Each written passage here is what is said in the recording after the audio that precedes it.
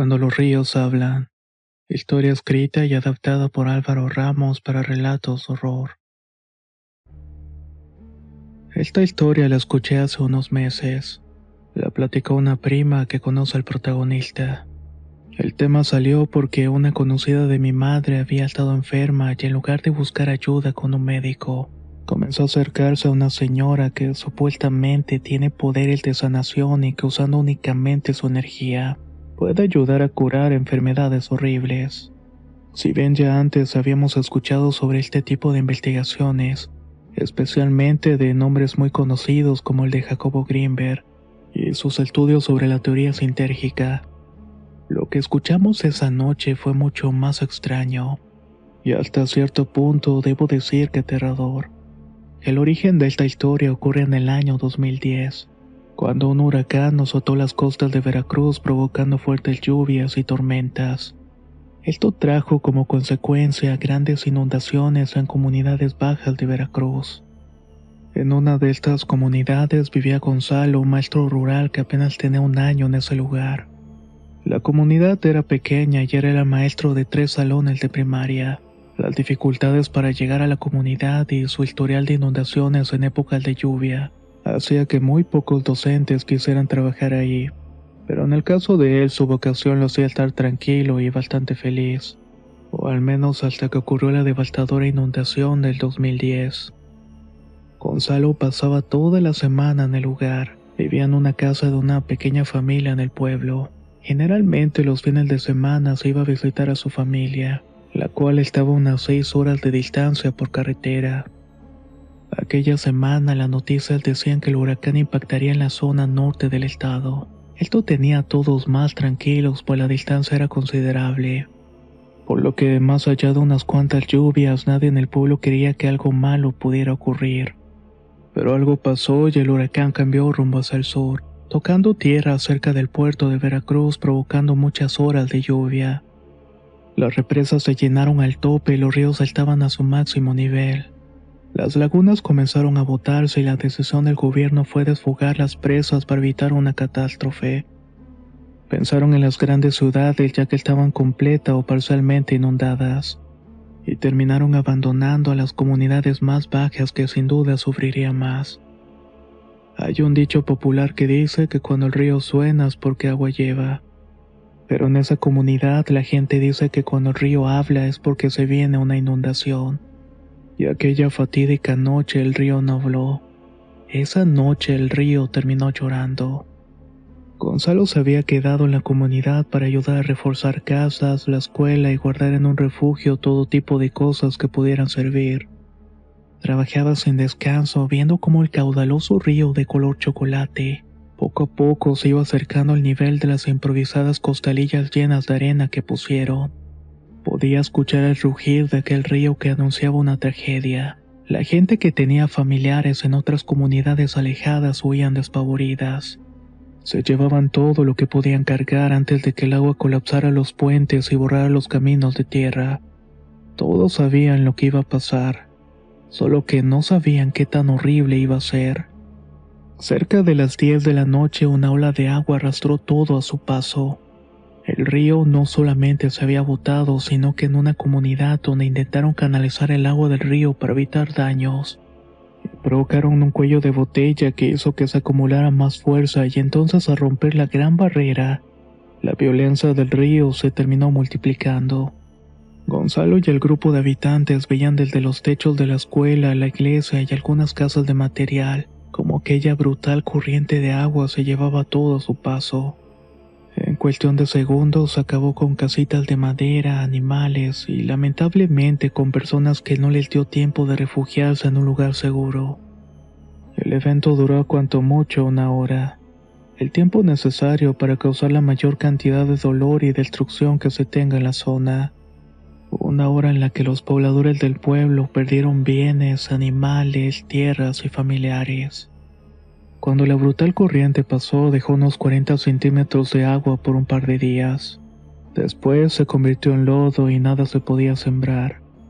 Los animales que sobrevivieron no tenían que comer, y el agua estaba tan revuelta que tampoco se podía tomar. Días después de aquel evento, mucha gente comenzó a enfermarse. El conteo fue de 3 personas ahogadas y al menos 23 desaparecidas. El agua arrastró los cuerpos a comunidades que ya estaban en la frontera con Oaxaca, pero algunos otros cuerpos nunca fueron encontrados. Para el año 2013, Gonzalo ya estaba en su último año trabajando ahí. Había conseguido una permuta para acercarse más a su familia. Y aunque estaba feliz por eso, también sentía que estaba dejando amigos. Personas que se apoyaron en él cuando más necesitaban ayuda. Los había convertido casi en una segunda familia. Una noche, mientras se preparaba para dormir, el río comenzó a llorar. Era ese ruido que hacía cuando el nivel del agua subía. Los pobladores se acercaron a ver y en efecto, la corriente era cada vez más violenta y subía su nivel de manera veloz. De inmediato todos comenzaron a guardar las cosas en los refugios y a proteger las casas. Lo extraño era que en el pueblo no había llovido en semanas, pero tampoco era extraño pues ese río bajaba desde la montaña y pasaba por una represa. Si hubiera estado lloviendo río arriba y la represa estuviera en su máxima capacidad, seguramente se había tomado la decisión de desfogarla y esto estaba provocando la crecida del río. Gonzalo se refugió en la escuela con padres de familia y niños. De pronto una lluvia intensa se hizo presente. La gente temerosa de lo que había pasado 3 años antes esperaba lo peor. Los niños estaban llorando y los padres rezaban para que todo pasara en calma. Esa noche ocurrió algo sumamente extraño. El río subió y bajó y no destruyó nada y tampoco provocó muertes. Esta vez dijo algo. Gonzalo y los demás pobladores vieron al niño acercarse a la puerta de la escuela. El niño estaba completamente mojado y tenía la mirada perdida y no hablaba. Se comportaba de manera errática y solamente miraba al interior de la escuela como si estuviera buscando algo. De pronto alguien gritó, «Es mi hijo». De entre las personas, una mujer corrió a la puerta para abrir y abrazar al niño que no parecía tener la misma emoción que la madre. Pero ya estaba también el esposo de la mujer y su hija que caminaron boquiabiertos hasta la entrada. Comprobaron que en efecto era Carlitos, el niño que había desaparecido en la inundación del 2010. Carlitos tenía 8 años cuando ocurrió la inundación de 2010 y fue uno de los desaparecidos que nunca pudieron encontrar. Su familia nunca se cansó de buscarlo, pero el gobierno decidió dar por muertos a todos los desaparecidos. Técnicamente ese niño estaba volviendo de la muerte. Lo más extraño es que parecía que seguía teniendo 8 años. Era igual como lo recordaban todos. No había cambiado nada desde la última fotografía que tenían de él en la escuela. Para todos fue una sorpresa y para algunos una sorpresa bastante macabra. Ya lo habían dado por muerto y además no se podía explicar cómo fue que el río lo habría devuelto 3 años después. Ahí fue cuando la gente comenzó a especular. La opinión de los pobladores se dividió. Unos decían que era un milagro de Dios, que el niño era una especie de ángel milagroso. Otros, en cambio, decían que a pesar de que el cuerpo y la cara del niño no actuaba como tal, que seguramente el niño era un recipiente de algún ser maligno que había llegado al pueblo para atormentarlos. Gonzalo, por su parte, se fue acercando más a aquella familia. Quiso dar aviso a las autoridades para que pudieran arreglar la situación del niño, pero la familia y los pobladores que lo veían como un ángel no lo dejaron. Pensaban que si la noticia del niño que volvió del río se sabía, el gobierno se los iba a quitar. Además que a esas alturas ya la gente decía que Carlitos tenía poderes, y que también según podía conceder milagros. Gonzalo fue notando que el niño realmente no se comportaba como tal. Pocas veces se le veía fuera de la casa y siempre que salía lo hacía acompañado por su madre. Ella no quería alejarse de él por un segundo. Decía que su hijo era milagroso y que en algún momento alguien intentaría quitárselos. Esa familia poco a poco comenzó a comportarse como si fueran superiores al resto del pueblo. Dejaron de recibir gente en su casa a menos que pagaran para recibir a uno de los supuestos milagros del niño. Prácticamente ya estaban lucrando con estos supuestos poderes.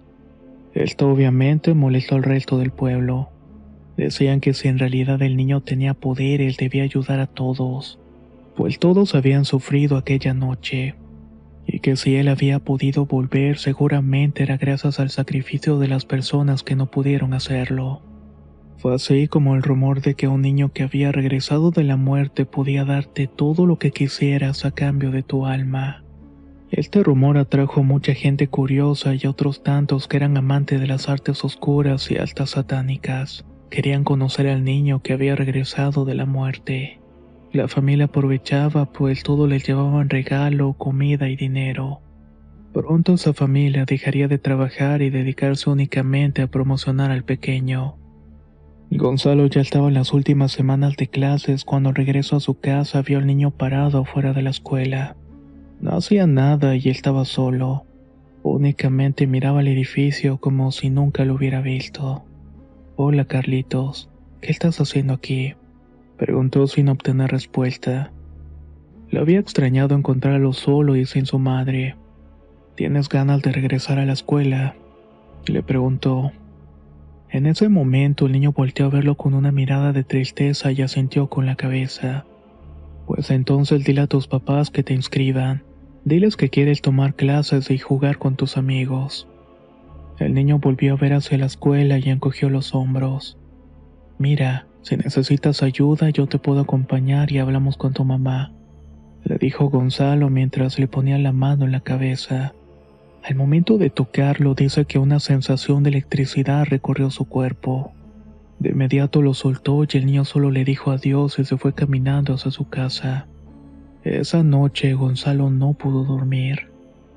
El corazón le latía aceleradamente y tenía una sensación de temblores por todo el cuerpo. Cada cierto minuto vomitaba y por momentos el dolor de las articulaciones lo hacía retorcerse. La familia que le daba dónde dormir le dijo que tal vez ese niño lo había maldecido y que ahora estaba bajo algún trabajo oscuro. Intentaron darle todo tipo de remedios, medicinas, pero Gonzalo no mejoraba. Al día siguiente el director de la escuela fue a verlo y constató que se encontraba muy mal. Llamaron a un médico de la ciudad más cercana y cuando lo revisó le pidió que se hiciera varios estudios. A los pocos días, Gonzalo se enteró que tenía un tumor en los pulmones y que era maligno. Casi de inmediato, Gonzalo y su familia se movieron para llevarlo a un hospital y comenzar el tratamiento. Pero los hospitales públicos tenían mucha burocracia y demoró varios días. Otro detalle que retrasó su tratamiento era el hecho de que en ese hospital no tenían suficiente para iniciar la radiación. Así que la opción que le daban era un traslado a la capital del país para que fuera atendido ahí. Pasaron unos días y cuando por fin Gonzalo estuvo en la capital le volvieron a hacer estudios para ver la gravedad del tumor y los resultados arrojaron algo sorprendente. El tumor ahora era más pequeño y ya no estaba afectando los pulmones. Es un milagro, fue la expresión de su madre, pero el médico la corrigió. No sé si sea un milagro, pero tal parece que el cáncer de su hijo ya venía desde meses atrás. Y a partir de que se lo detectaron se ha ido reduciendo sin necesidad de radiación. Realmente es un caso para estudiar. Gonzalo en su interior al escuchar la palabra milagro de inmediato recordó la noche en que se puso mal. Cómo después de tocar a aquel niño comenzó a tener todos esos problemas y después le dieron la amarga noticia de la enfermedad que tenía. Al hablar eso con el médico le dijo que esos síntomas eran parecidos a los que tenían los pacientes de cáncer cuando se someten a quimioterapias, y que al menos que esa noche hubiera recibido varias sesiones de quimio. No parecía tener nada que ver. En cuestión de un mes y sin haberse sometido a ninguna sesión de quimioterapia o radiación, el cáncer desapareció. Los médicos que le dieron seguimiento dijeron que tal vez su cuerpo tenía ciertas proteínas, las cuales reducen las células cancerígenas, que eso pudo haber ayudado, pero la realidad es que no entendían cómo había sucedido.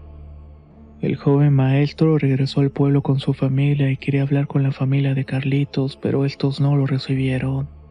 La madre de Gonzalo creía firmemente en que Carlitos había sanado a su hijo. Quería pagarle con algo.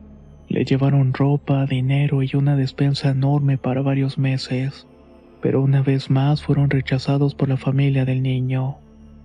Antes de marcharse del pueblo, visitaron a la familia con la cual vivió Gonzalo durante todo ese tiempo. y ahí escucharon unas cosas sobre esa familia. Según contaba la gente del pueblo, todas las personas que buscaban los favores del niño milagroso regresaban, pero no lo hacían con buenas intenciones. Si bien había algunos que recibían el favor pedido, también terminaban perdiendo algo más. Entonces ese niño milagroso pasaba de ser un ángel a ser un enviado de la muerte. Historias sobre personas que llegaban pidiendo por la salud de un enfermo obtenían lo que querían, pero al cabo de poco tiempo algo peor ocurría, como el caso de una familia que buscaba que el abuelo se recuperara de la enfermedad que lo estaba quejando, y esto terminó quitándole la vida a dos familiares más que parecían estar totalmente sanos. Había otro ejemplo de una persona que buscaba a su hija y que quería encontrarla, y al final lo logró, solamente que no en las condiciones que ella esperaba. También una pareja que fue a pedir ayuda para que el muchacho pudiera acabar su carrera. Quería también que encontrara un trabajo y terminó siendo víctima del crimen organizado, justamente el día después de pasar su examen profesional. La gente comenzaba a desconfiar y a decir que el niño era una fuente de malas noticias. También dijeron que él había enfermado con Gonzalo, pero cuando escucharon que se había salvado del cáncer en tiempo récord, de inmediato pensaron que tal vez una tragedia le esperaba. Y esa tragedia de la cual hablaban llegó apenas 2 semanas después. La madre del maestro falleció por un paro cardíaco. Tiempo después, según Gonzalo, una noche la gente del pueblo comenzó un incendio en la casa de esa familia. Estaban hartos de tener que soportar cómo curiosos iban a buscar al niño milagroso. También estaban molestos pues decían que desde que el niño había vuelto, mucha gente se enfermaba y los animales se morían. Todo eso hizo que decidieran acabar con los poderes de aquel niño, pero no funcionó. De la nada se soltó un diluvio que derivó con el río comenzar a avisar que se venía otra inundación. La gente se fue a refugiar a las casas y comenzó a preparar todo para una posible crecida del río. Esa noche los vecinos de aquella familia los vieron salir con unas cuantas bolsas. Caminaron directamente hacia el puente que cruzaba el río. El agua estaba llegando a su máximo nivel cuando los 4 miembros de esa familia se propusieron caminar entre las aguas. Esta ya estaba comenzando a tapar dicho puente. Y así como llegó el niño, se fueron. Gonzalo regresó en el 2017 al pueblo, pues iba a ser padrino de una quinceañera a la cual le dio clases. Cuando preguntó por aquella familia, nadie le quiso responder. Solo sabía que se los había llevado al río cuando intentaron cruzar para huir de la población. La gente del pueblo tenía miedo de que así como alguna vez aquel niño regresó de la muerte, y con esos supuestos poderes, quizás un día regrese con toda la familia para tomar venganza. Gonzalo contó esta historia en el 2020 durante la pandemia, ya que un maestro de la Sierra de Oaxaca le dijo que en el pueblo donde da clases la gente habla de una familia con el poder de curar el COVID. Muchas gentes de otros lugares estaban llegando hasta ese pueblo para salvar a un ser querido. Cuando preguntó por sus nombres le dijeron que nadie los conocía, pero que al hijo más pequeño le decían el hijo del río. ¿Y ustedes qué opinan de esto? Espero que la historia que han escuchado el día de hoy les haya parecido interesante. Créanme que a mí me causó bastante intriga saber sobre esta persona, o más bien sobre este misterioso pequeño con poderes. Pero estos poderes ¿acaso son para bien o para mal? Quizás todo dependa de la persona. Por eso dicen que hay que tener mucho cuidado con lo que pides. Soy Antonio de Relatos de Horror y nos escuchamos muy pronto.